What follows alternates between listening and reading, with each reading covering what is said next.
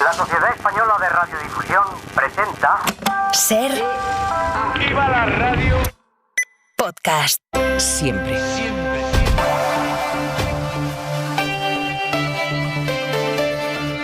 Vivimos en un país donde tener un trabajo no es garantía de llegar a final de mes o de permitirse unas sencillas vacaciones, en un país donde todavía de media los hombres cobran más que las mujeres y en un país donde todavía hay muchísimos jóvenes que quieren trabajar y no pueden hacerlo. Un problema que, de hecho, sufren especialmente los jóvenes, porque también son jóvenes de más de 50 años. Pero es que también vivimos en un mundo en el que, quizás como consecuencia de la pandemia, cada vez más gente prioriza su vida personal a su carrera profesional. Es decir, cada vez hay más personas que no están dispuestas a sacrificar los mejores años, su vida social, que no están dispuestas a vivir enganchadas a un teléfono móvil o a un correo electrónico y que no aceptan las interminables jornadas que durante décadas dimos por buenas.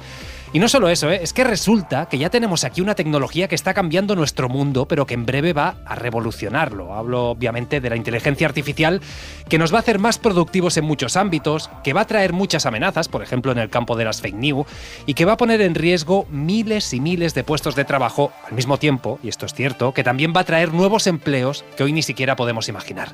Así pues, el mercado laboral tiene muchas deficiencias que corregir y muchísimos retos a los que hacer frente. Retos económicos, tecnológicos, sociológicos. Y por eso, hoy que todavía es 1 de mayo, no está de más recordar que para abordar tantos y tantos desafíos es imprescindible tener unos sindicatos fuertes. Porque es verdad, igual que los también denostados empresarios e igual que la también denostada clase política, seguro que los representantes de los trabajadores han cometido errores, pero sin buena política y sin unos buenos agentes sociales resulta una auténtica temeridad abordar el mundo que nos viene.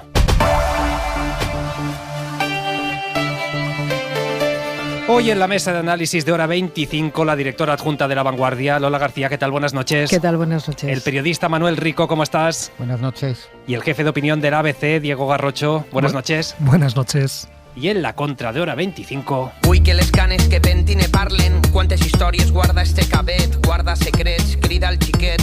Quan sent que per fi puc trobar-me, que el veu prop de mi vull trobar-te. Vull donar-te el que vols, ansietat, frustració... Bueno, resulta que hoy se celebra la fiesta de bienvenida del Viña Rock, es uno de los festivales de música más conocidos de nuestro país, pero este año de lo que más se está hablando no es del cartel, sino de una actividad paralela que han organizado algunos de los asistentes. Resulta que a través de Telegram, también de otras redes sociales, están promocionando, atención, una orgía multitudinaria mañana en la Plaza del Pueblo, en Villarrobledo, a plena luz del día, y por más que desde el ayuntamiento hayan asegurado que no va a celebrarse, lo cierto es que actualmente ya hay miles de personas apuntadas. Manuel Javois, ¿qué tal? Buenas noches. ¿Cómo estás, Pablo? ¿Qué tal? Buenas noches. Oye, si delante de tu casa se montara ahora mismo una fiesta de este tipo, ahora mismo no, a las 12 del mediodía, y tuvieras el poder de prohibirla o no, ¿tú qué harías?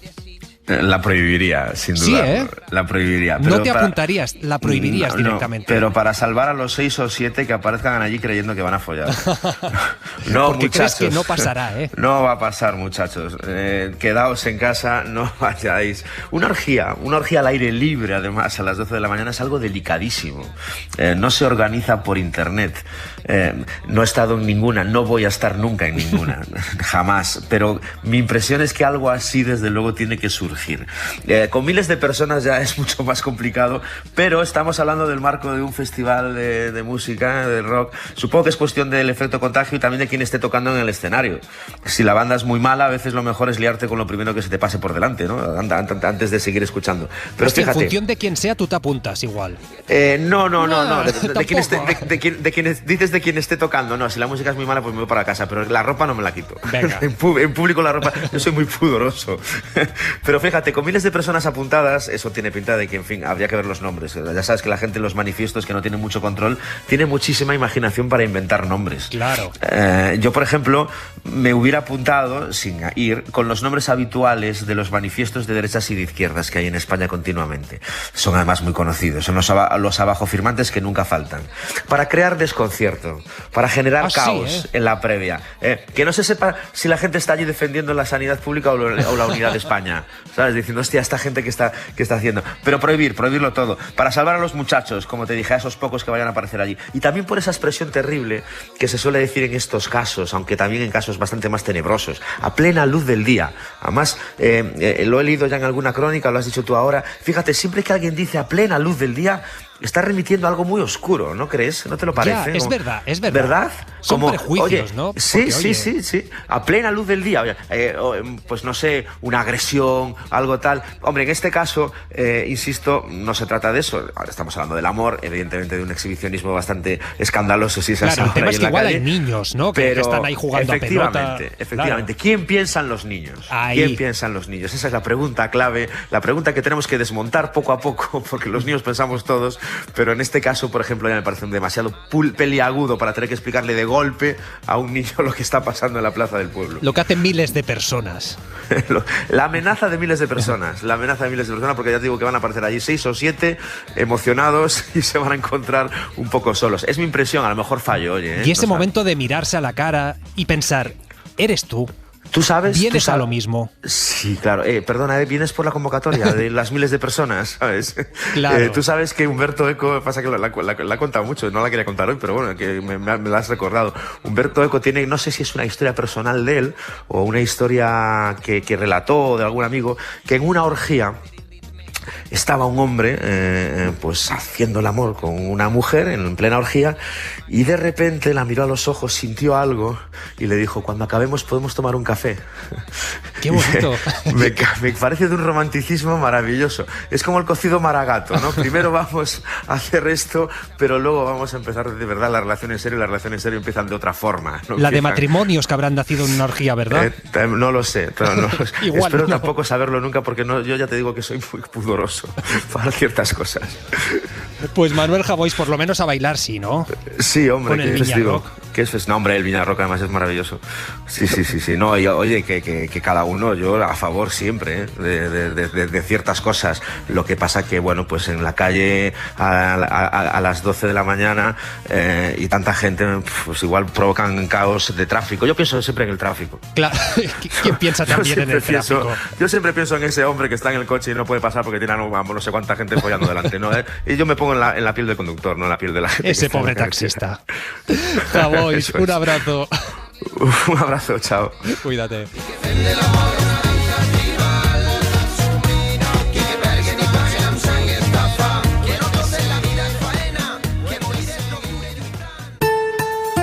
Hora 25. Pablo Tallón. 18, 9 y 8 en Canarias. En la mesa de análisis sigue Lola García, Manuel Rico, Diego Garrocho, y nos toca hablar, claro, del 1 de mayo, del Día del Trabajador. ¡Nadie te escucha! ¡Obreras y no luchas! ¡Nadie te escucha! Un Día del Trabajador este año con dos reivindicaciones muy claras. Estefanía Salvatierra, buenas noches. ¿Qué tal? Buenas noches. Por un lado, la mejora de salarios y por otro, la reducción de la jornada laboral, ¿eh? El foco en materia laboral ha estado puesto en dos asuntos. La reducción de la jornada laboral, recogida en el acuerdo de gobierno entre PSOE y Sumar. Aquí hemos escuchado a dos de las tres vicepresidentas con un consenso absoluto. María Jesús Montero, Yolanda Díaz. La reducción de la jornada laboral es un clamor y la vamos a hacer posible. El incremento de los salarios. Que vamos a reducir la jornada laboral, que vamos a trabajar menos, que vamos a mantener el salario. Apoyando y reforzando estas palabras los sindicatos. Trabajar menos para vivir mejor, apostando por una agenda reformista y desplegando políticas industriales y económicas que sirvan para generar más empleo. Una reducción de jornada laboral sin merma salarial en la que algunos ven un aumento del poder adquisitivo. Los secretarios generales de UGT y Comisiones Obreras han terminado este 1 de mayo en hora 25 de los negocios con Javier Ruiz. Pepe Álvarez, UGT. Es un 1 de mayo de recuperar salarios, ganar poder adquisitivo que hemos perdido, reducir la jornada. Y Unai Sordo de Comisiones, que ponía en valor cómo la subida de los salarios en los últimos años, por ejemplo, un 54% se ha incrementado el salario mínimo desde 2018, sirve para crear empleo y mejorar el consumo. Que activa la economía, permite recuperar consumo interno y es compatible con una mejora de las tasas exteriores de nuestro país. En la calle, ambiente festivo entre los 10.000 manifestantes que han participado en la marcha de Madrid, según delegación del Gobierno, que pedían que se les den unos sueldos justos y unas pensiones que se merecen. Reducir la carga laboral, decían, mejora la vida en general y la salud mental en particular. Claro, ahora mucha gente que nos está escuchando puede estar pensando, hombre, sobre el papel, convenio en mano, pues mi jornada laboral ya es de 37 horas y media, tampoco voy a notar esta reducción en nada. Pues bien, esto no es exactamente así, Estefanía, porque claro, lo que suele pasar en estos casos es que hay un efecto dominó. Es decir, que quien ahora trabaja 40 horas pasaría a trabajar 37 horas y media, por ejemplo. Quien ahora trabaja 37 horas y media, pues pasaría a una jornada menor, a una jornada, por ejemplo, de 35, ¿eh? Eso es, lo que se pretende es que se produzca un efecto arrastre, es decir, que se termine con la jornada laboral de 40 horas semanales. Hasta enero, en el Ministerio de Trabajo se habían registrado más de 1.500 convenios con una jornada de más de 37 horas y media semanales.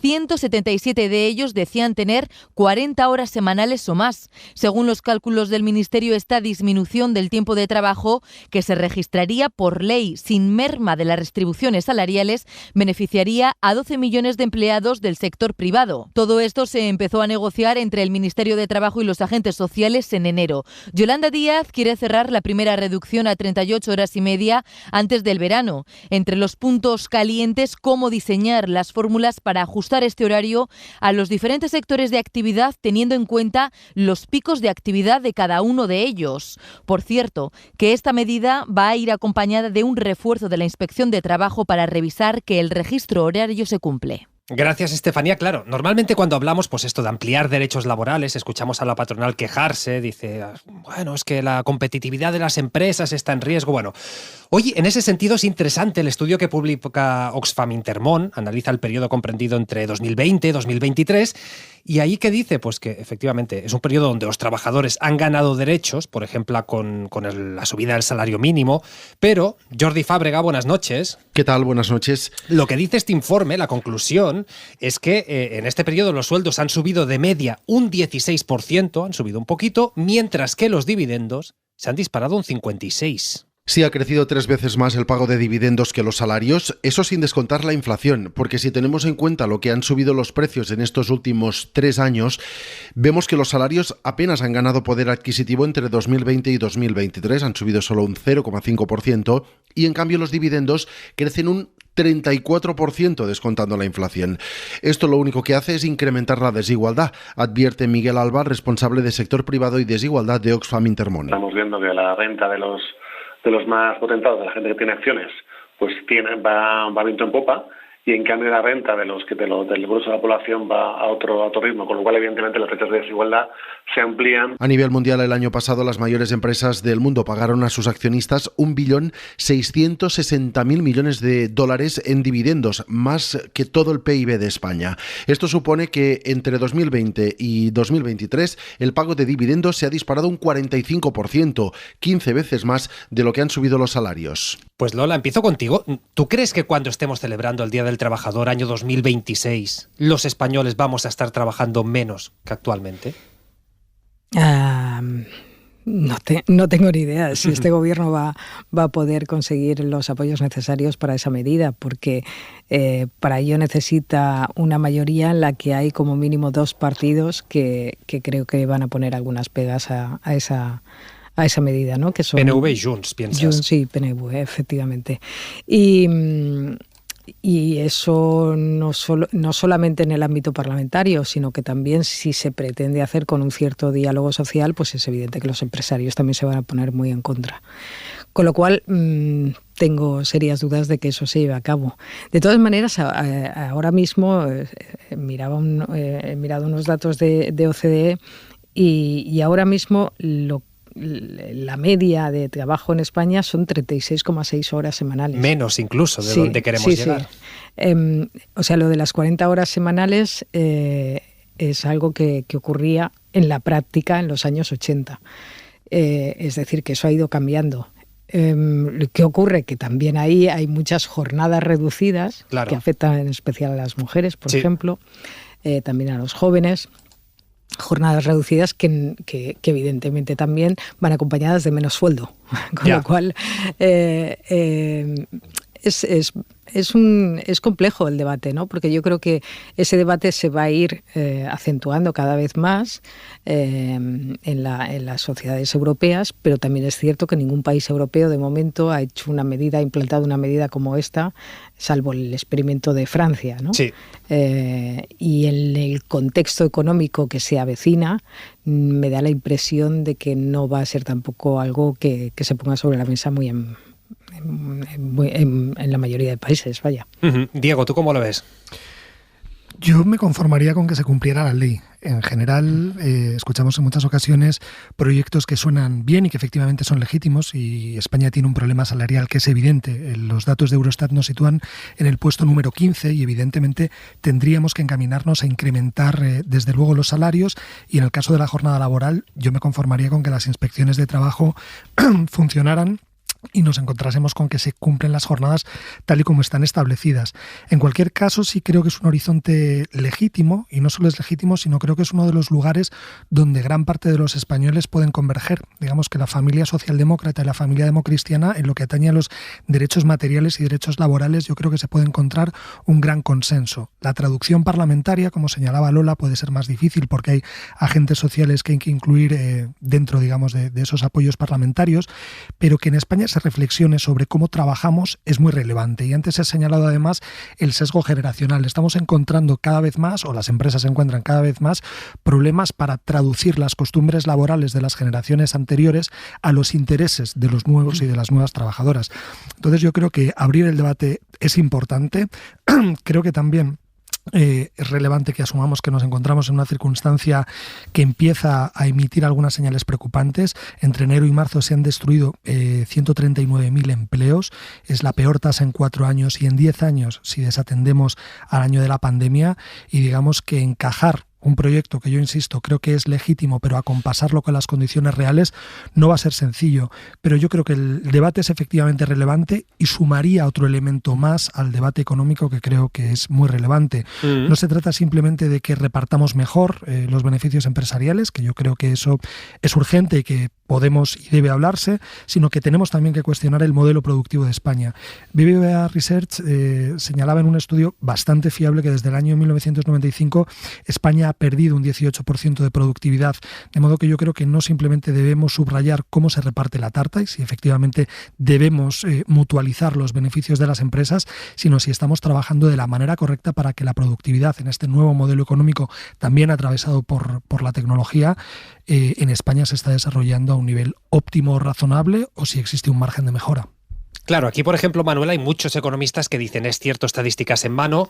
Hay quien abre el melón que dice, quizás tenemos que empezar a retocar estas estadísticas en cuanto a la productividad, me refiero. Al final, el debate que hay en juego ahora mismo ¿es posible ganar derechos laborales con el pastel que tenemos actualmente?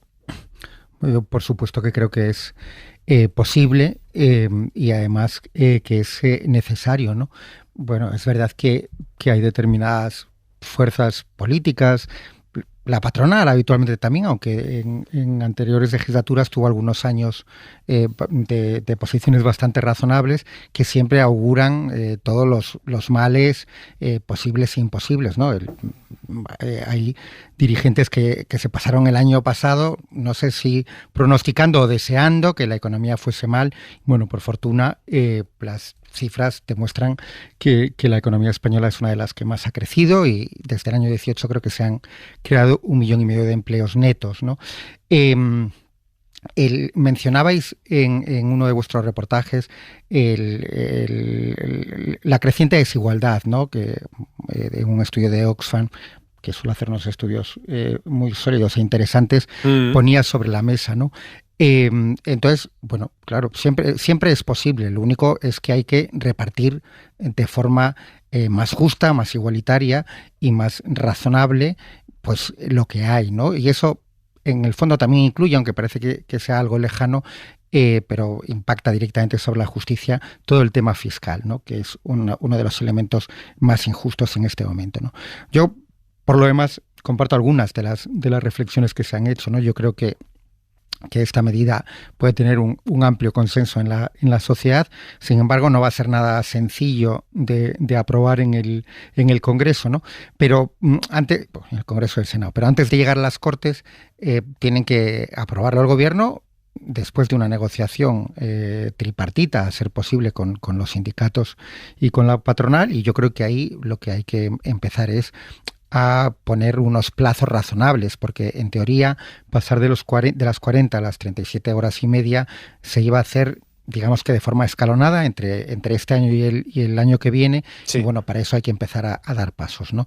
Hoy la vicepresidenta decía, Hoy por Hoy, Yolanda Díaz, decía, antes de verano tendremos esta reforma, la del 2024. Bueno, yo creo que esos son los plazos que también los sindicatos mencionaron hace el mes pasado. Bueno, no sé si antes del verano estamos ahí estamos en periodo preelectoral ahora, elecciones europeas el 9 de junio, pero bueno, desde luego, si entendemos verano hasta el 31 de julio, bueno, pues parece razonable, y de todas formas, si la patronal se quiere descolgar de la medida, bueno, pues tendrá que ser el Gobierno quien asuma la responsabilidad de tirar para adelante, ¿no?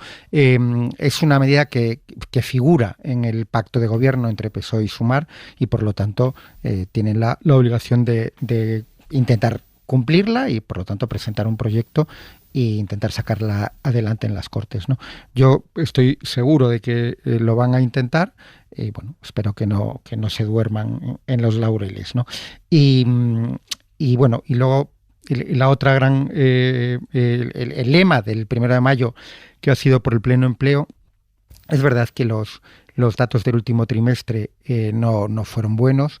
En general, hay aspectos que sí, pero bueno, yo creo que lógicamente los datos de empleo hay que verlos con una perspectiva un poco más amplia, y la realidad es la que acabo de mencionar, ¿no? Se han creado 1,5 millones de empleos netos desde el 2018, que es una cifra muy, muy, muy buena, lo cual no quiere decir que España se tenga que conformar con tener un 10% de paro, por supuesto que no, ¿no? Hay que, bueno, pues intentar tomar las medidas necesarias para el pleno empleo. Hoy también en esta entrevista en la SER, la vicepresidenta decía, nos van a sorprender en positivo las cifras de abril. Habrá que ver qué entiende ella por esta sorpresa en positivo. Pero ya que entramos en la política, hoy una de las imágenes, uno de los sonidos del día ha sido este.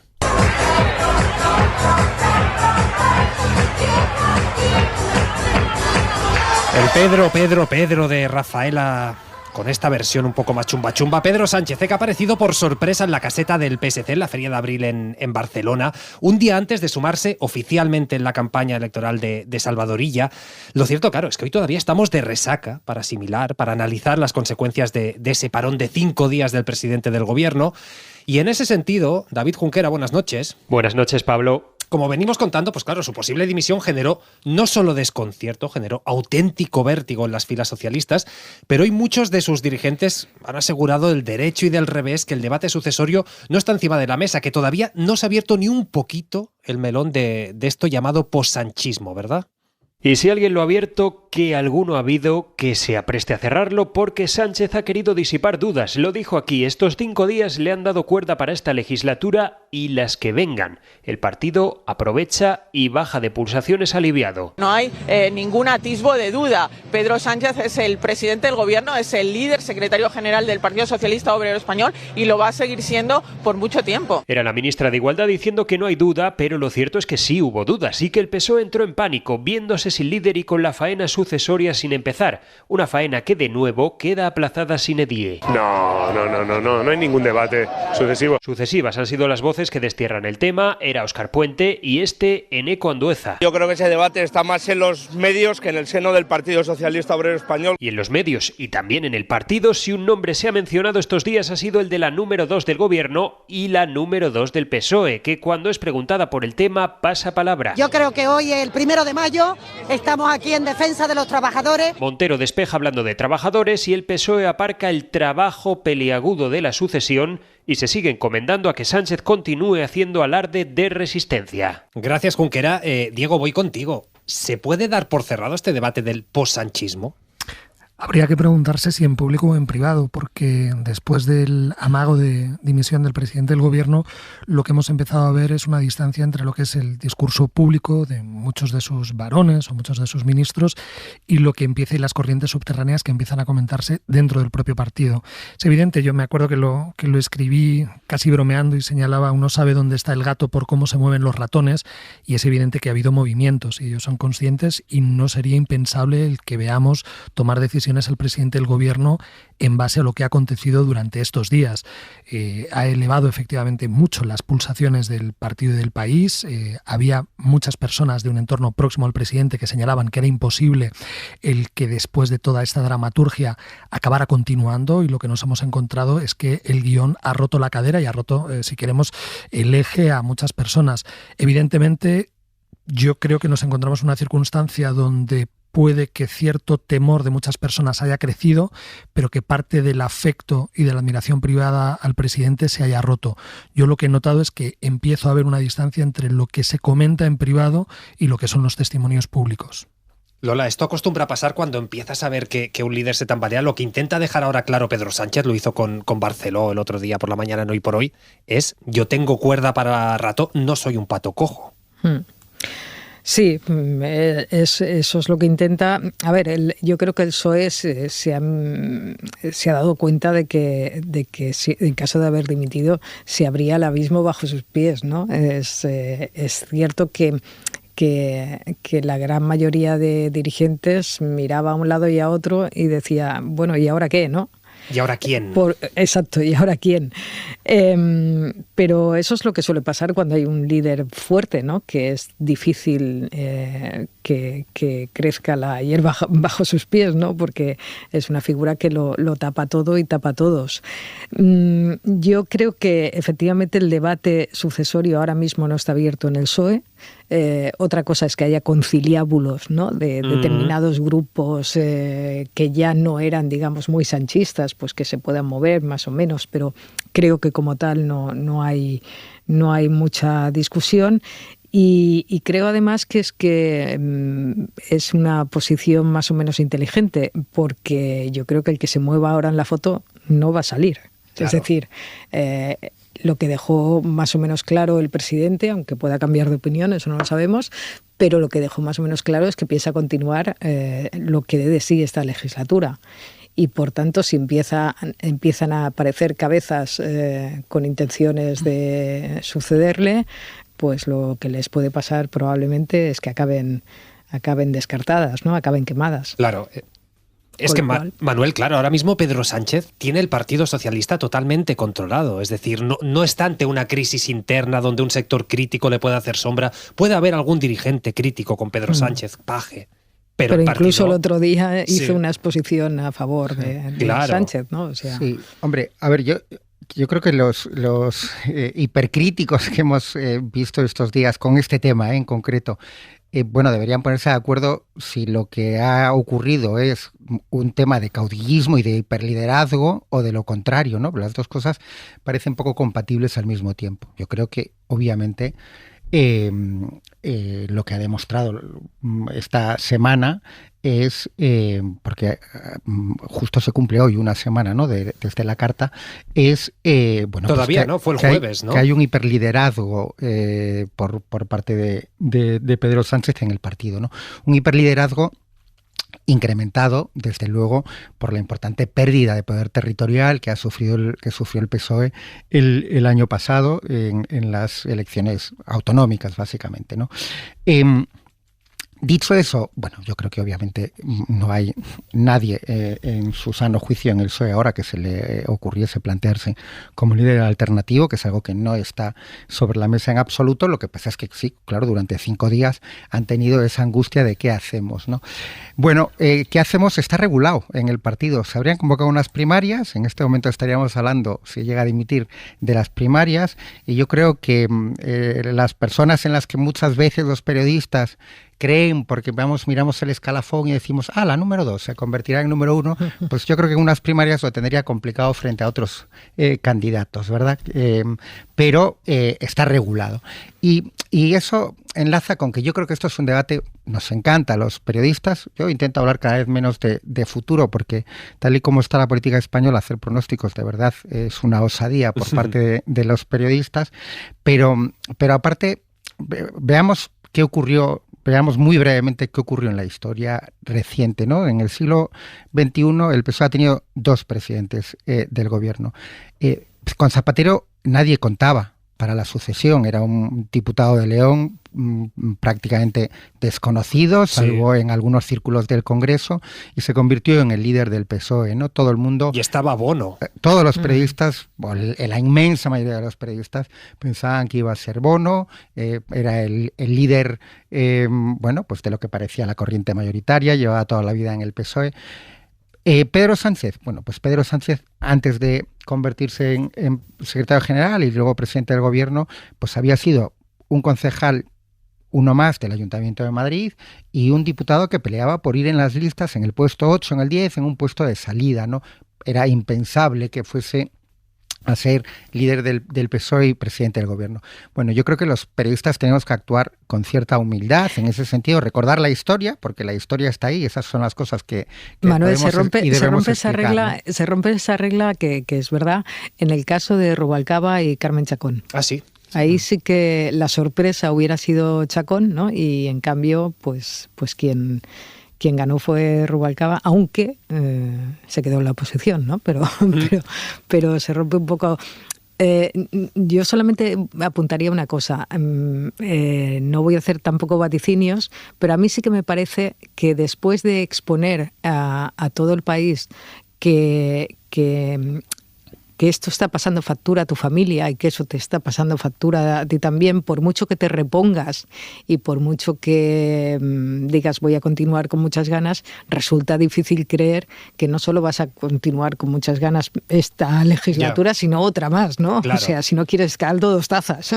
Esto sí que me parece que, y eso sí que abre, quieras o no, en el PSOE, si no un debate sucesorio abierto, sí una sensación, ¿no? Una cierta duda, por lo menos, ¿no? De qué pasa si vamos a empezar a pensar en esa posibilidad, ¿no? Cuando lo ves cerca, a la vuelta de la esquina, que Manuel, que te decía, fue el jueves, fue el miércoles, tenías tu razón, la carta, hoy hace justo una semana de ese momento en el que todos nos quedamos a cuadros. Yo me acuerdo que lo vi en Twitter, cuando uno se había publicado y pensé, esto es una cuenta falsa, que se toma 5 días. Una semana justo de eso, ahora queda la otra derivada, porque el presidente dijo el lunes, esto es un punto y aparte. Hora 25. Pablo Tallón.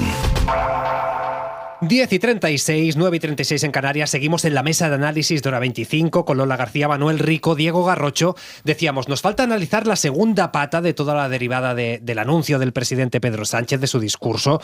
Intentar saber qué quiere decir ese punto y aparte que anunció Pedro Sánchez en materia de regeneración democrática. Y en ese sentido, Ana Fernández Vila, buenas noches. ¿Qué tal, Pablo? Buenas noches.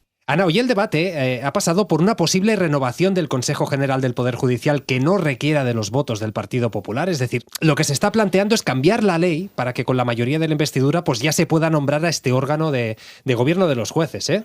Sí, el PSOE ha abierto la puerta a emprender esta reforma que lleva años rechazando, pero por ahora se ha quedado ahí y ante la falta de concreción, sus socios de gobierno elevan la presión. Y ahora hay que actuar. Yolanda Díaz ha defendido en Hoy por Hoy que se puede plantear una rebaja de las mayorías necesarias para renovar a los vocales del Consejo General del Poder Judicial, respetando la Constitución, y ha explicado la propuesta de Sumar. Intentemos esa mayoría cualificada de los 3/5 durante un lapso temporal de X, ¿no? Y si no se cumple este lapso temporal, procedamos a la mayoría absoluta. Porque según la vicepresidenta, el acuerdo con el PP es imposible porque su único proyecto, ha dicho, es golpear al gobierno y controlar a los jueces. Está en los extramuros del preconstitucionalismo y absolutamente secuestrado por la extrema derecha, es decir, está fuera ya de este planteamiento. Duras críticas de Díaz, que desde el PP no han querido dejar pasar. Cuca Gamarra. Quien está pasando a estar de una forma extraparlamentaria es sin duda alguna la formación de Yolanda Díaz. Eso es estar de una manera extraparlamentaria. Se defiende el PP y acusan a Díaz de atacarles para desviar el foco del maquillaje que dicen que hay en las políticas de empleo. Claro, Manuel, esto a la izquierda se le puede girar en contra, porque un día la derecha y la extrema derecha posiblemente sumen mayoría absoluta, con esa mayoría podrían cambiar el Consejo General del Poder Judicial, pero por otro lado piensas, claro, es que son más de 5 años con este organismo bloqueado. Algo habrá que hacer. Sí, bueno, es que aparte, aquí es que estamos hablando de cumplir la Constitución, ¿no? O sea, yo no... O sea, ¿por qué? Una pregunta muy sencilla, ¿no? ¿Por qué los nacionalistas catalanes tienen que cumplir la Constitución y los nacionalistas españoles no? Quiero decir, los últimos son de mejor pasta, tienen algún privilegio oculto que desconocemos, no, ¿verdad?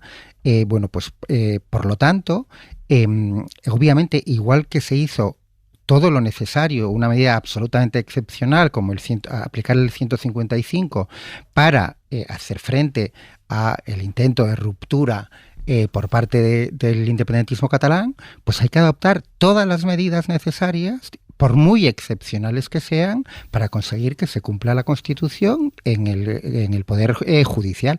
Es algo de cajón y sometido, o sea, que no debería estar sometido a discusión.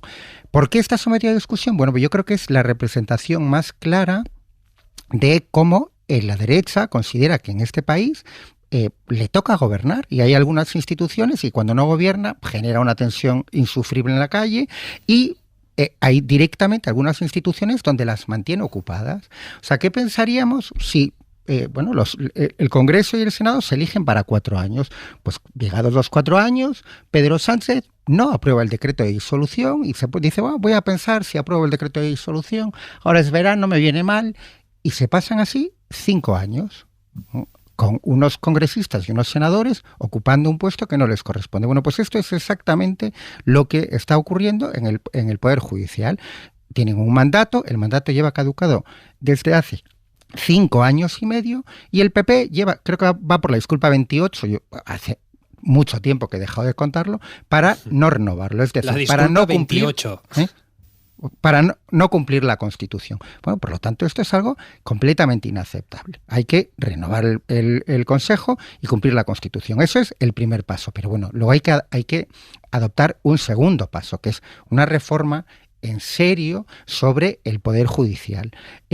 Yo creo que en estos más de 40 años ha demostrado que es un órgano que en la mayor parte del tiempo ha estado completamente politizado, que es tóxico para la democracia, y por lo tanto habría que ir en línea de dejarlo con unas funciones más administrativas y no con unas funciones como las que tiene ahora, entre otras de nombramiento de los principales cargos judiciales, ¿no?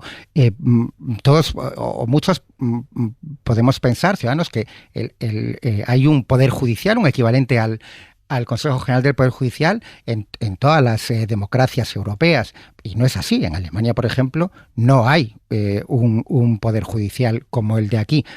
En el Reino Unido tampoco. El Reino Unido no me gusta como para compararlo, o Estados Unidos por supuesto que no, porque bueno, Estados Unidos es un régimen presidencialista, más claro. El Reino Unido, el sistema judicial británico es muy diferente, pero Alemania es un caso perfectamente comparable. Entonces yo creo que lo primero que hay que hacer es conseguir que se cumpla la Constitución, y si no, si el PP de verdad considera que está por encima, que tiene derecho a ocupar el Poder Judicial por la gracia de Dios, por utilizar una expresión que fue tan cara a la derecha durante muchos años, pues que lo diga y dejamos de darle vueltas y tiene que dejar de inventarse una disculpa cada 7 días y medio, ¿no? Pero luego, después de conseguir que se cumpla la Constitución, lo segundo es reformar el Poder Judicial para que deje de ser un órgano que intoxica y deteriora la democracia. Diego. Yo estoy en desacuerdo en muchas cuestiones. Voy a tratar de explicarme, porque este es un debate además esencialmente técnico. Sobre la posibilidad de que se esté incumpliendo la Constitución, yo creo que no es exactamente así. Es decir, hay técnicamente un matiz, lo que no quiere decir que no tenga que renovarse el Consejo General del Poder Judicial. El ejemplo que se ha puesto de que no se convocaran elecciones, yo creo que no es exacto. A lo que se parece más, porque además eso a quien compete es directamente al presidente del Senado y a la presidenta del Congreso de los Diputados, que lo que están haciendo es no promover la votación porque se sabe que no va a haber un acuerdo. Ahí hay un defecto, y puede ser un defecto formal en cómo está concebida la propia norma, que en lo que atañe en el artículo 122 a la elección de los 12 entre jueces y magistrados, lo que propone o lo que sugiere o lo que establece es que tiene que haber un acuerdo. Y ahí es donde, digamos, hay una especie de contradicción en los términos, porque lo que no puede haber es un acuerdo imperativo. La norma no puede prescribir que haya forzosamente un acuerdo, porque si no lo hay, y a día de hoy en este momento no lo hay, lo que nos encontramos, el escenario se parecería más, si el presidente del Senado y la presidenta del Congreso de los Diputados culminaran y ejercieran estas votaciones, el resultado se parecería más a una sucesión de elecciones donde no se consigue investir a un presidente. Esa sería la analogía técnicamente más exacta. Bueno, pues. Además, un segundo y concluyo. Además, en lo que atañe a los 12 vocales del Consejo General del Poder Judicial, esos no están descritos en la Constitución, sino que apela a un vacío. El constituyente lo que señala es cómo se deben elegir a los 8, 4 del Senado y 4 del Congreso, que son juristas de reconocido prestigio. Pero lo que atañe a los 12 que se tienen que elegir entre jueces y magistrados, lo que señala es lo determinará una ley orgánica. Y lo que se hizo en el año 85 fue generar un espejo con respecto a la elección de los otros vocales, algo que, por cierto, sería o contraviene de alguna manera al propio espíritu del constituyente, porque si el constituyente hubiera querido que también esos 12 entre jueces y magistrados se hubieran elegido de la misma manera que los juristas de reconocido prestigio, se habría descrito de esa manera. En cualquier caso, lo que estoy señalando, y para decir que deberían llegar a un acuerdo, no hay que sugerir que esto sea contrario a la Constitución, porque entonces cualquier español podría querellarse mañana contra quienes son los responsables. E insisto, quienes no están promoviendo una votación fallida es el presidente del Senado y la presidenta del Congreso. Y en cualquier caso, para solucionarlo, yo creo que hay una vía que es obvia y donde además, vuelvo a apelar a las dos grandes familias democráticas en España. Europa está siendo absolutamente clara. Y Europa está sucesivamente en los informes sobre el Estado de Derecho señalando que España debe desbloquear la renovación de los vocales del Poder Judicial e inmediatamente reformar el sistema de elección, proponiendo además proponiendo desgajarlo, digamos, de la influencia del poder político. ¿Qué va a ocurrir? O abriendo un poco el foco a ese futurible, yo creo que no se va a poder, es decir, que la reforma que sugiere Yolanda Díaz y que puede atender a la proposición de ley que registró Podemos y que además desactiva al Senado en una, digamos, formulación muy ad hoc para desactivar la Cámara en la que el Partido Popular tiene mayoría absoluta, eso Europa lo va a frenar, y es obvio que lo va a frenar. Además, gran parte de los problemas de la judicatura no se van a resolver. Esto también es importante que lo tengamos en cuenta. El CGPJ manda lo que manda, no es un órgano jurisdiccional. Es decir, que tampoco pensemos que los problemas de la justicia se resuelven con la cuestión del CGPJ. En cualquier caso, yo creo que la postura más razonable nos la está dando Europa y podemos convenir en que hay que renovarlo sí o sí. Y tampoco hay que decir, ¿están incumpliendo la Constitución? Bueno, lo que están es abusando, y eso es cierto, de una mala redacción de una norma que formula en términos imperativos algo que nunca puede ser imperativo, como es un acuerdo. Esto debe desbloquearse y además, ya digo, lo que señala Europa, que se desbloquee, que se renueve y que inmediatamente se desvincule del poder político. Es cierto, Lola, lo que ahora decía Diego, de que, claro, hoy hemos puesto el foco en el Consejo General del Poder Judicial, pero cuando hablamos de un problema con nuestro sistema, cuando el presidente señala, por ejemplo, el posible lawfare, que él no lo menciona, pero en el fondo, en su caso sí, él dice yo lo he sufrido, por ejemplo, no se resuelve con un Consejo General. Pero también es cierto que, claro, democráticamente no es óptimo que esté bloqueado esto, y que después además es que los ciudadanos lo notan, que a veces parece algo muy lejano, pero esto acaba teniendo una afectación en los juicios que muchos ciudadanos pues todavía siguen en lista de espera, y más que van a seguir precisamente por ese bloqueo del Consejo General. A ver, yo creo que el Partido Popular lo que hace, no sé si es incumplir o abusar, pero sí incumple o abusa del espíritu de la Constitución. No sé si de la letra, pero del espíritu desde luego que sí. Dicho esto, en este momento sigue habiendo ese desacuerdo y me parece que la propuesta de Sumar, que es la misma que tenía Podemos, de rebajar las mayorías, no es viable.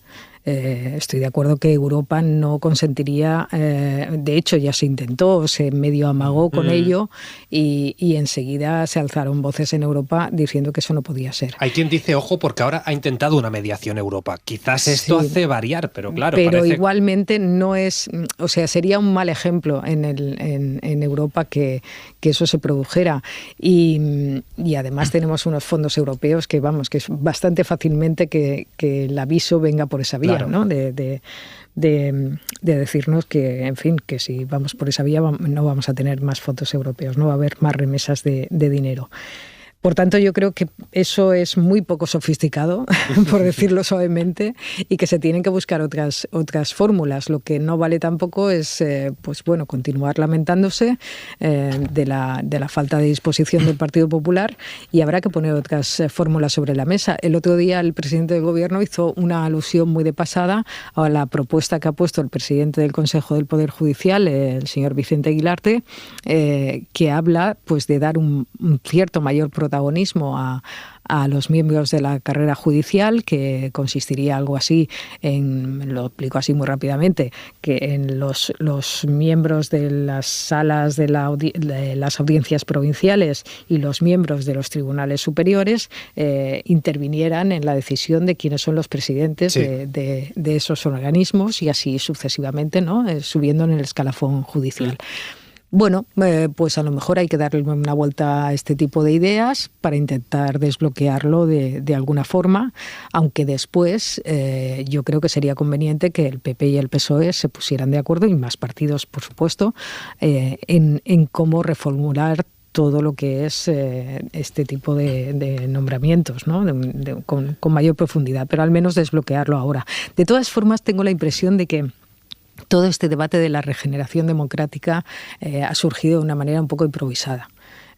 Creo que no hay detrás ahora mismo ningún plan para llevar a cabo ningún tipo de regeneración democrática, porque tampoco es tan sencillo. O sea, estos son problemas que están afectando... Es muy sensible, claro. Claro, ¿qué estamos hablando? Del Poder Judicial, porque tenemos este problema específico, pero del Poder Judicial y de los medios de comunicación, que si los jueces son sensibles, claro, lo de los medios de comunicación es aún más sensible, claro, más complicado. Y son problemas que tienen también los países de nuestro entorno. O sea, eso no se soluciona diciendo, bueno, pues ahora voy a hacer un paquete de 3 o 4 leyes, o voy a modificar 2 o 3 leyes. No, eso si se quiere hacer, primero es meterse en un jardín importante, y tal como está la política española, no sé si iría a alguna parte, y segundo, necesitas meses, como mínimo, para plantearlo, siquiera. Yo, respecto a lo que ha dicho Diego, me gustaría hacer un matiz. No voy a entrar en analogías técnicas, porque yo no estoy hablando de analogías técnicas.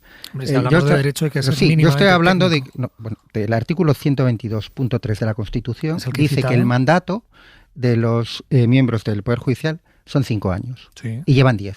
Igual que establece que el de los diputados y senadores son 4, y a los 4 se van a casa. Y por lo tanto sería un escándalo absoluto que unos diputados y senadores, que según la Constitución tienen que estar 4 años, estuviesen 8, igual que lo es que unos señores que tendrían que estar 5 años estén 10.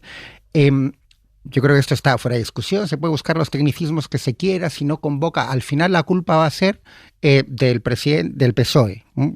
Si nos fiamos de ti. El presidente del Senado es del Partido Popular. Bueno, sí, sabe perfectamente, esto no es una cuestión de ahora, de los últimos 4 meses, llevamos 5 años, es la segunda vez que lo bloquea el PP estando en la oposición, y es, por lo tanto, una voluntad absoluta del PP de mantener secuestrado ese órgano, porque tiene una mayoría que le favorece, y si no, pues como ocurre cuando están ellos en el poder, no hay ningún problema. Segundo, técnicamente rebajar las mayorías, es verdad que sería complicado, y que hubo un amago que, pues que Europa dio algunas señales de alarma, ¿no?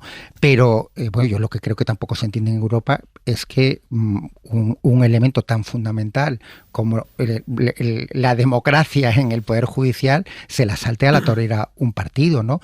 Y por supuesto que puede haber otras medidas, ¿no? Quiero decir que puede haber medidas que fuercen el hecho de que expira el mandato de esas personas.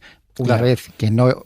También podrían dimitir, por cierto, parte de los que están, con lo cual, si llega un momento en que no hay quórum, ya estaría solucionado. Quiero decir, los juristas tienen 1000 opciones para resolver puntualmente este problema creado por el PP, y eso creo que es lo que hay que hacer, igual que se hizo con el 155, por la vía que sea legal, pero por la vía excepcional que haga falta para ponerle fin a una situación intolerable de unos señores que llevan 5 años incumpliendo la Constitución porque a ellos les da la gana y porque consideran que ese órgano lo tienen que controlar ellos. Pues... A partir de ahí, lo relevante, desde luego, es solucionar el tema de fondo, que es tener un poder judicial democrático y razonable y no partidista, y ahí lo han hecho muy mal ambos partidos durante muchísimo tiempo. Vamos a seguir hablando de regeneración, porque obviamente ha abierto un melón el presidente que se va a seguir abordando en los próximos días, en las próximas semanas.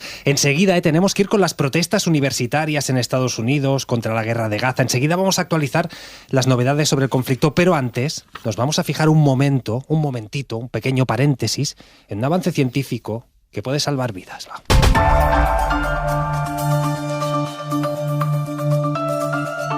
Resulta que un equipo de la Universidad de Florida ha conseguido alargar la esperanza de vida de 4 personas que tenían un cáncer cerebral muy agresivo, y lo han hecho con una vacuna experimental. Es un resultado todavía inicial, pero es cierto que es muy prometedor, Javier Gregori. Así es, esta vacuna experimental utiliza la misma tecnología, el ARN mensajero, que se usó ya con éxito contra la pandemia provocada por la COVID-19, pero con un importante cambio. En este caso, la vacuna trata de engañar al sistema inmunológico para que éste considere que las células cancerígenas son unos virus peligrosos y por lo tanto los ataque también, como explica el doctor Elías Ayur, que es el coordinador de este proyecto de investigación único liderado por la Universidad de Florida en Estados Unidos. De hecho, tras el diagnóstico del glioblastoma, un paciente puede vivir unos 15 meses solo, y en este caso, en este primer ensayo en humanos, a las 4 personas que se les administró esta vacuna ARN mensajero contra el glioblastoma consiguieron vivir un 50% más. Por aclarar, no estamos hablando aquello de una vacuna que se vaya a utilizar en un futuro inmediato, mañana mismo, pero sí que es un avance que ha despertado mucho interés, y en ese equipo resulta que hay un bioquímico español que se llama Héctor Méndez y que ya nos está escuchando. ¿Qué tal? Buenas noches. Hola, buenas noches. En este ensayo que ahora nos explicaba Javier, participaron pacientes con glioblastoma, que es un tumor maligno del cerebro. Son personas que se presentaron aquello voluntarias para formar parte del ensayo, que se encontraban en estado terminal. Es cierto que todos murieron, pero algunos de ellos vivieron más gracias a esta vacuna de ARN mensajero. Exactamente, ¿qué es lo que hace? Pues sí, esta vacuna fundamentalmente lo que hace es reprograma el sistema inmune para reconocer y atacar a las células tumorales. Como decimos, es verdad que acabaron muriendo, es decir, esta vacuna ataca a las células del tumor. En este caso no funcionó, pero no sé qué camino nos abre los resultados de este ensayo. Si acabará siendo posible por esta vía, por ejemplo, acabar curando este tumor. El futuro es muy esperanzador con este tipo de tecnologías, porque lo que hacemos es, lo que conseguimos hacer con esta tecnología es reprogramar el sistema inmune de manera que lo que ponemos en la vacuna es el ARN del tumor del paciente. Entonces, aunque tengas 2 pacientes con diferente tipo de tumor o haya diferencias en el tipo de tumor, en principio puedes tratar los 2, es la ventaja que tiene. Ahora, claro, ahora hablamos de un tumor concreto que es el del cerebro. No sé si esta vía también sirve para otros tipos de cánceres. Sí, claro. Esto se puede expandir a diferentes tipos de cánceres, exacto. De hecho, tenemos resultados preliminares muy interesantes en tumor de hueso, que se llama osteosarcoma. No tenemos publicado, pero son bastante prometedores que queremos mover también a ensayos clínicos. Ajá. ¿Y van a ser exclusivamente aquello terapéuticas estas vacunas o se van a poder suministrar de forma preventiva, como por ejemplo las de la COVID? No, en principio estas son solo terapéuticas, porque la forma en la que la preparamos es obtenemos una muestra del tumor del paciente.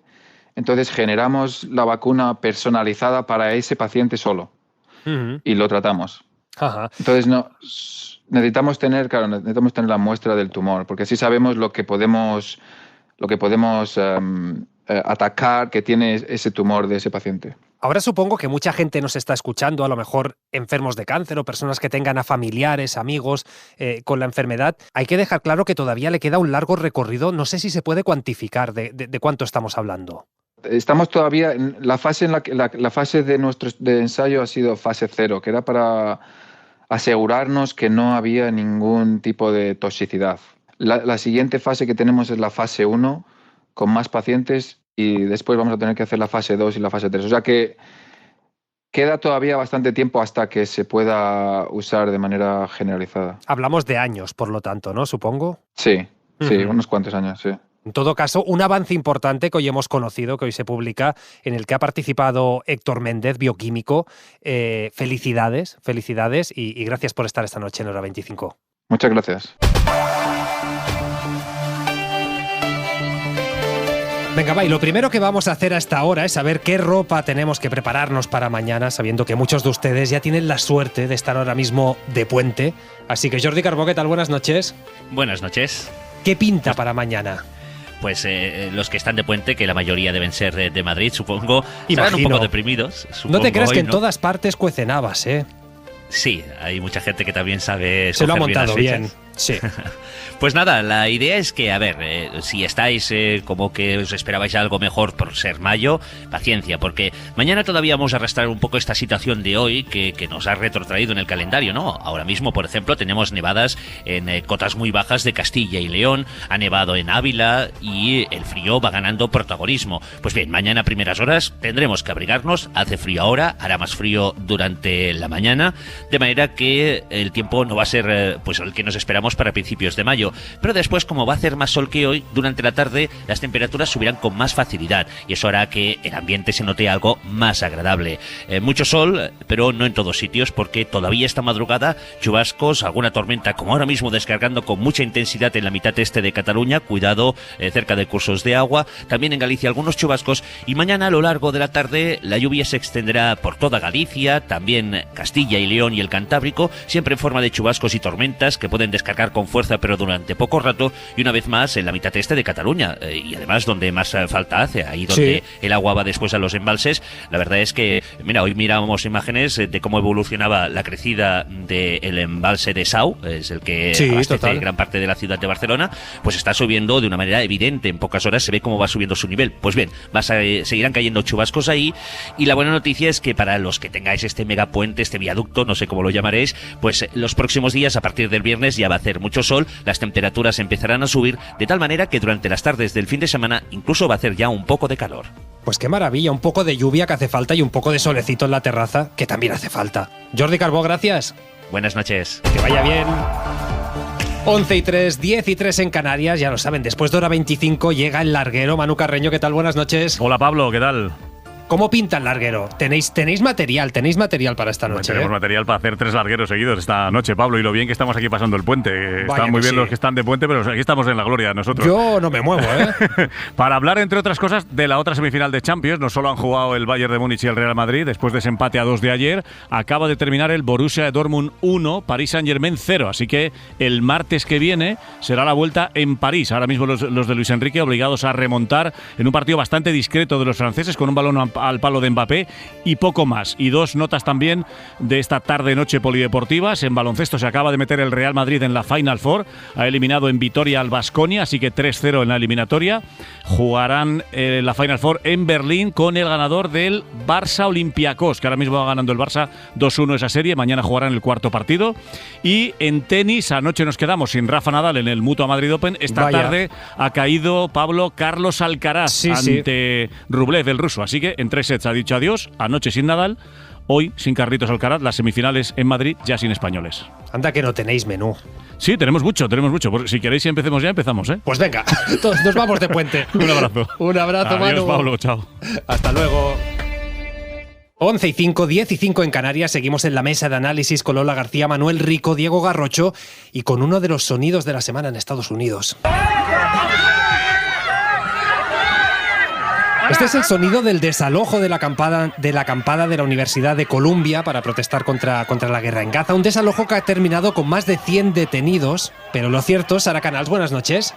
¿Qué tal? Buenas noches, Pablo. Lo cierto es que han ido apareciendo a lo largo del país acampadas en solidaridad con la de Columbia, algunas de ellas, por ejemplo, en Nueva Orleans, en Wisconsin, que han acabado en desalojos. Hablamos de más de 300 detenidos en todo Estados Unidos. Sara, tú te has ido a uno de los centros, a una de las universidades, ¿verdad?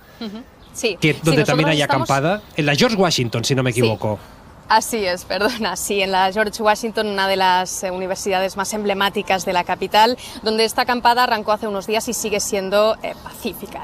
Así que pese a las detenciones y los desalojos de estas últimas horas, las protestas siguen propagándose en los campus de todo el país y en todo Estados Unidos los medios locales contabilizan más de 1.600 detenidos en las últimas 2 semanas. Algunas universidades hoy han suspendido sus clases, es el caso, por ejemplo, de la UCLA en California, donde esta madrugada varios estudiantes proisraelíes han asaltado el campamento pro-palestino, escenas violentas que han culminado con la actuación de antidisturbios.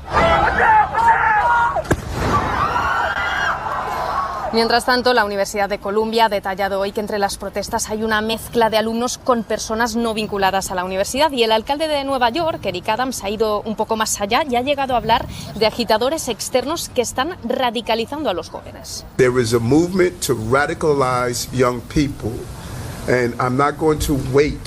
Una afirmación que algunos de los estudiantes con los que hemos hablado y que forman parte de este movimiento no comparten. De hecho, hemos hablado también con el historiador y experto en movimientos estudiantiles, Angus Johnson, y nos ha explicado que este tipo de acusaciones son recurrentes cada vez que se ha producido una movilización importante en Estados Unidos. Lo vimos en el movimiento de derechos civiles del 68 y lo estamos viendo ahora. Y la premisa siempre es la misma, que la gente que protesta no lo está haciendo para defender una causa honesta. Y mientras tanto, el presidente Biden mantiene su silencio y la Casa Blanca continúa tratando de mantener un delicado equilibrio. Hoy la portavoz del gobierno, Karine Jean-Pierre, ha hablado de un momento duro para muchas comunidades, pero a la vez ha dejado claro que ocupar edificios universitarios no es una forma pacífica de protestar. Pues Sara, aguanta un momento, por favor, porque quiero preguntarte sobre esto que estás comentando, sobre el posicionamiento de Joe Biden, del Ejecutivo. Te quiero preguntar. Por cierto, hay una cosa maravillosa en la radio, que es que, claro, nosotros estamos aquí en España escuchando, pero estamos ahora mismo oyendo los pájaros de Estados Unidos, los de Washington, porque a través del micro de Sara se está colando y me parece maravilloso. Decíamos, un movimiento que se está extendiendo por Estados Unidos, que tiene el epicentro en la Universidad de Columbia. Sara Selva, buenas noches. ¿Qué tal, Pablo? Buenas noches. Tú, Sara, has vivido en primera persona todo el proceso, desde los primeros compases de la acampada hasta el desalojo, ¿eh?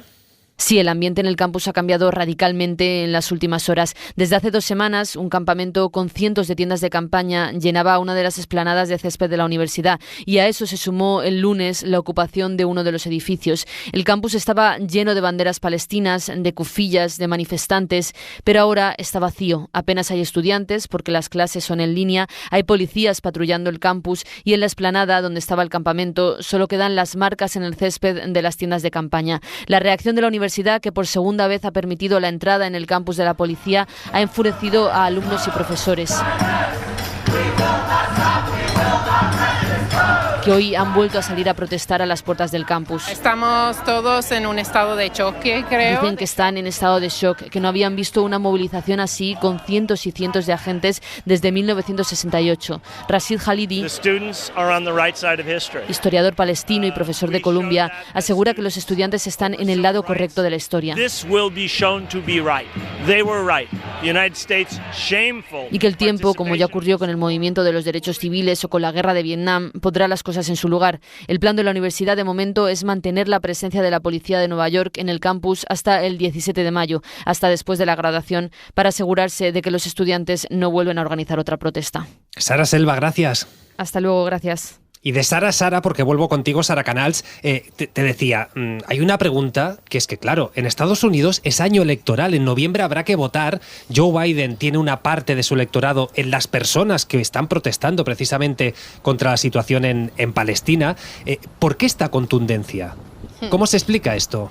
Bueno, Pablo, se explica básicamente por la alianza histórica entre Estados Unidos e Israel, su principal socio en Oriente Medio. A pesar de la cada vez más complicada relación entre Biden y Netanyahu, a raíz, por ejemplo, de sus planes de invadir Rafah, por ejemplo, la Casa Blanca siempre ha reafirmado su apoyo a Tel Aviv cada vez que hay una amenaza mayor. Lo hemos visto hace poco con el ataque con drones de Irán. Es un equilibrio complicado, pero no es el único. Hablabas ahora de las elecciones en noviembre. Lo cierto es que muchas encuestas destacan que su gestión de la guerra le pasará factura en las urnas, y este malestar hace meses que es palpable. Las protestas universitarias de estos días se suman a un creciente descontento entre un sector del Partido Demócrata, a centenares de votos protesta en las primarias de estados como Michigan o Wisconsin, al enfado también de la comunidad musulmana de Estados Unidos, y los mítines de la campaña de Biden son constantemente, lo vemos a menudo, boicoteados por activistas que piden un alto al fuego. Y en tercer lugar, Pablo, en el otro lado de la balanza tenemos también al Partido Republicano aprovechando toda esta crisis para arremeter contra Biden, tacharlo de flojo, y es un elemento que en cierto modo también puede influir en el presidente a la hora, pues, de trazar una estrategia electoral. Pues Sara Canals, mil gracias como siempre y un abrazo. Otro para ti, gracias. Que vaya bien. Qué bonito suena Washington ahora, sí, de fondo. Si nos fijamos estrictamente en el conflicto, nos ponemos serios. Pablo Morán, buenas noches. Hola Pablo, buenas noches. Claro, había mucha expectativa con las conversaciones de paz que están en marcha con Mediación Internacional. ¿En qué punto dirías que estamos ahora mismo? Pues estamos en momentos cruciales en estas negociaciones, porque se esperaba para hoy una respuesta de Hamás a la última oferta israelí para un alto el fuego, pero a esta hora de la noche esa respuesta todavía no ha llegado, no ha trascendido. Pero en cualquier caso hay diferencias públicas en respecto a lo que se tiene que acordar. Hamás viene exigiendo un cese total de la ofensiva sobre Gaza e Israel no parece dispuesto a ello. Netanyahu le ha dicho hoy mismo a Antony Blinken que lo que se acuerde no será el final de esta guerra. Ya sabéis que siguen con el ojo puesto en la ciudad de Rafah, que es lo único que le queda por intervenir al ejército israelí de toda la franja, y los sectores más radicales siguen presionando al primer ministro para que intervenga ya. Lo cierto es que a pesar de esta diferencia notable entre Hamás e Israel, hay cierto optimismo en la diplomacia internacional ante la posibilidad de un alto el fuego. Lo que ha propuesto Israel son 40 días de alto el fuego y el intercambio de 1.000 palestinos por 33 rehenes israelíes. Hamás, como te decía, no ha respondido todavía. Pero ya escucháis cuál es el mensaje que ha dejado Blinken este miércoles ante las familias de los secuestrados. Hamás tiene que aceptar esa propuesta. También ha vuelto a reclamar más ayuda a Gaza. Israel ha reabierto un paso por el norte, pero la llegada de esa ayuda sigue siendo complicada. Jordania ha denunciado este mismo miércoles el asalto de un convoy por parte de colonos judíos. Pues Pablo Morán, gracias. Gracias, buenas noches.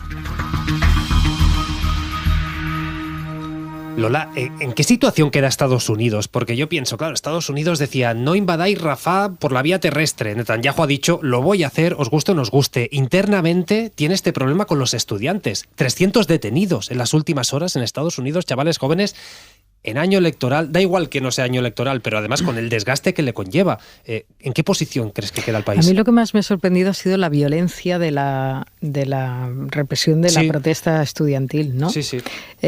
Porque el profesor Johnson, que había un corte de voz de él, se remitía al año 68 y las protestas por Vietnam. Totalmente. Pero también, por ejemplo, en los años 80 también hubo por el tema del apartheid. En fin, que las universidades norteamericanas ha habido este tipo de movimientos de protesta estudiantil ante acontecimientos o situaciones de índole internacional.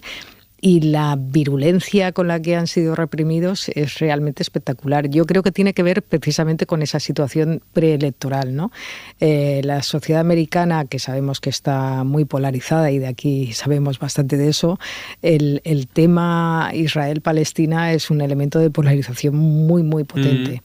Yo creo que los republicanos han visto que precisamente es un asunto que a los demócratas les pone en una situación muy complicada. Esto viene a ser, por hacer analogías así un poco a la brava. A ver. Pues como aquí cuando el PP comprueba que a la izquierda esto del debate territorial siempre le resulta cuesta arriba, ya. ¿no? Pues yo creo que pasa un poco eso, ¿no? Que los republicanos, el Partido Republicano ha visto que ellos tienen en esto una posición clarísima, una posición pro-israelí y anti-palestina. No le va a pasar factura en absoluto pues esa represión tan contundente. Y lo que hacen es poner en una situación más complicada a los demócratas, que en esto pues no sabe muy bien qué posición adoptar. Entonces unos días le dan un aviso a Netanyahu, otro día dejan claro que están con ellos, otro día pues ven como su ala más a la izquierda o el votante joven se despega, ¿no? del partido y de esas posiciones a favor de Netanyahu. En fin, le provoca problemas internos y le provoca problemas ante unas elecciones. Y yo creo que por eso justamente se está produciendo una actuación más virulenta y con más contundencia de lo que sería lógico. Manuel.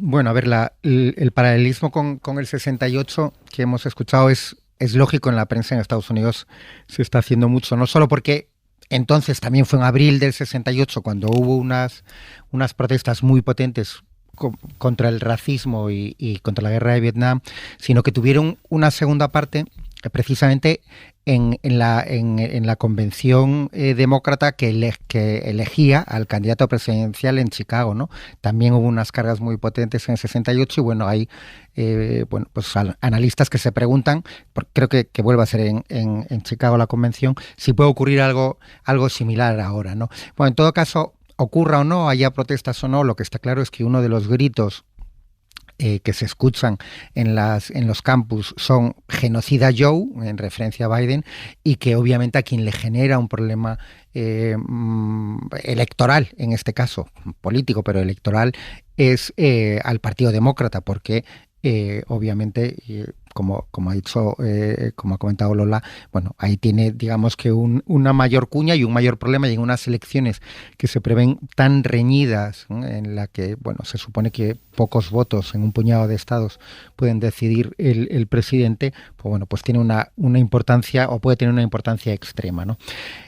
A mí me gustaría poner sobre la mesa, de todas formas, otro elemento que yo creo que también afecta a Europa, que es el de la libertad de expresión, ¿no?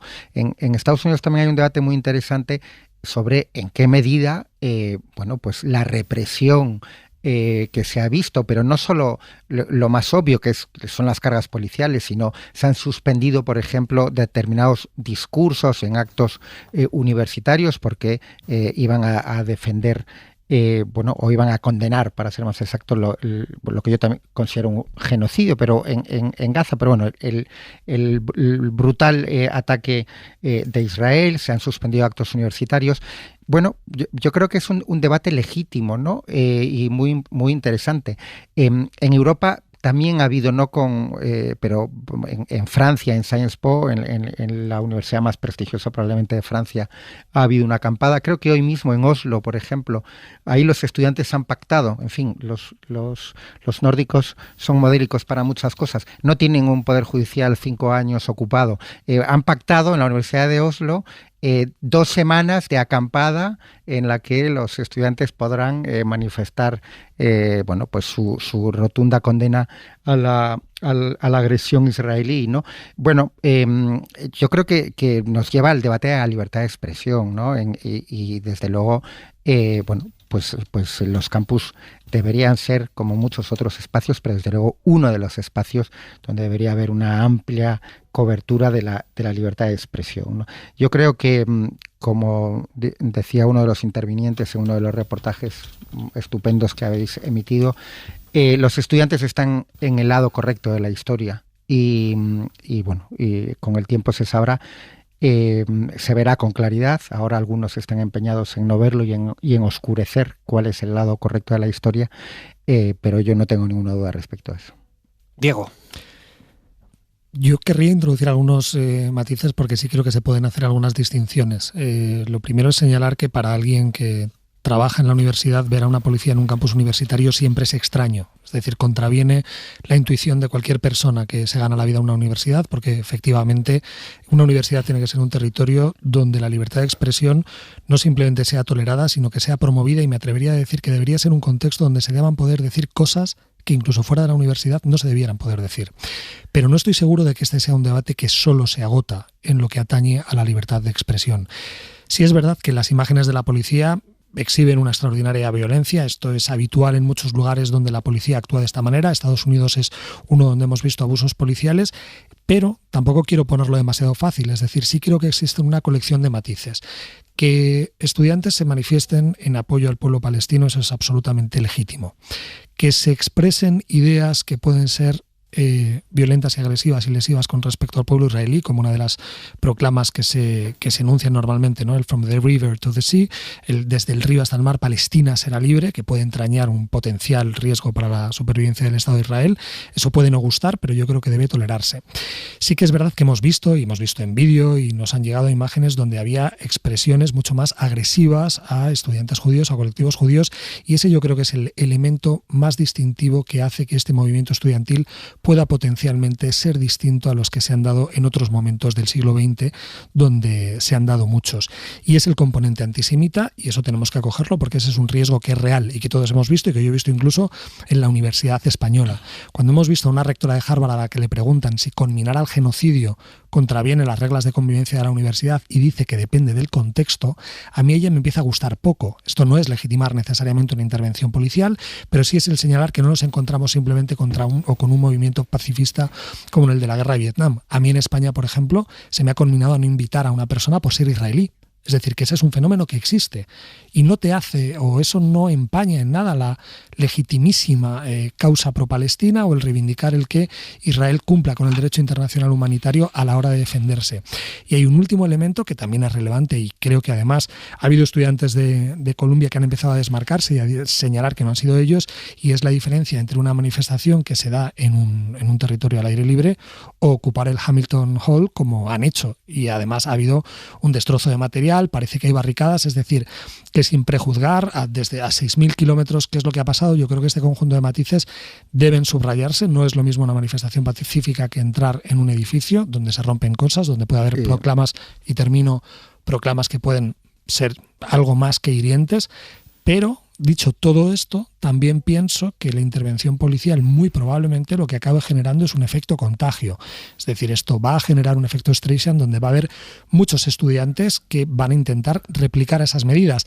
A mí decir que los estudiantes están en el lado correcto de la historia, en el fondo lo que hace es colectivizar algo que donde hay muchos matices. Pues puede haber muchísimas manifestaciones a favor del pueblo palestino razonables, pero también hemos visto a otros decir y hacer cosas que no son nada razonables. Entonces yo me sirvo de esos matices o pondría una lupa de 7 aumentos para distinguir que sí y que no. Siempre hay muchos matices en todo. Manuel, es un programa, 10 segundos, sí, por 10 favor. segundos de una hora, y obviamente no da para una tesis doctoral. Hay muchos matices. En Estados Unidos ha habido protestas en 25 universidades como mínimo de 21 estados. El 99,9% de las protestas son pacíficas. Venga, pues 11 y 23, 10 y 23, punto y 25. Soledad Gallego Díaz. La campaña para las elecciones autonómicas catalanas empezó realmente hoy, tras la sorprendente interrupción que provocó el presidente del gobierno con su periodo de reflexión. Quedan todavía 12 días de mítines y actos públicos, pero se diría que todo ha comenzado como con sordina. La campaña recuperará fuerza y ánimo en la misma Cataluña según pasen los días, por supuesto, pero es poco probable que recupere la atención que estas elecciones habían despertado ya en el resto de España. Los ciudadanos andan todavía desconcertados y distraídos, absortos en otras pantallas, como se diría ahora, como si las elecciones catalanas no tuvieran que ver mucho con ellos. Pero le presten o no atención, el resultado del próximo domingo tendrá mucha repercusión en la vida política de toda España. Un gobierno presidido por el socialista Salvador Illa permitiría al PSOE justificar su política respecto a los independentistas. Un gobierno presidido por Carles Puigdemont les dejaría sencillamente mudos. No basta con sacar más votos. Los socialistas necesitan una mayoría parlamentaria que les permita gobernar. Si no lo logran, Cataluña pasará a ocupar todas las pantallas y a sepultar cualquier otro debate. Punto y 25. Y hoy nos van a permitir que terminemos con 2 pequeños homenajes, con 2 despedidas.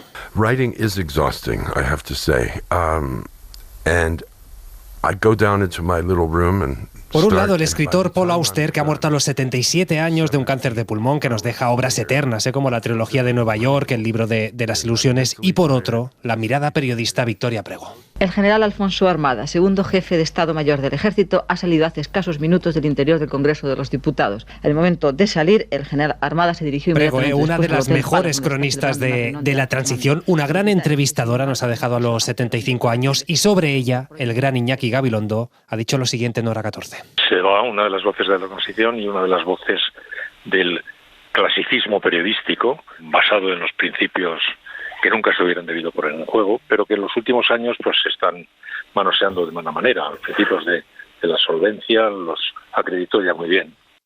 Pues nuestro recuerdo, nuestro abrazo a la familia de Victoria Prego, a todos los compañeros. Lola García, Manuel Rico, Diego Garrocho, mil gracias a los 3. Gracias.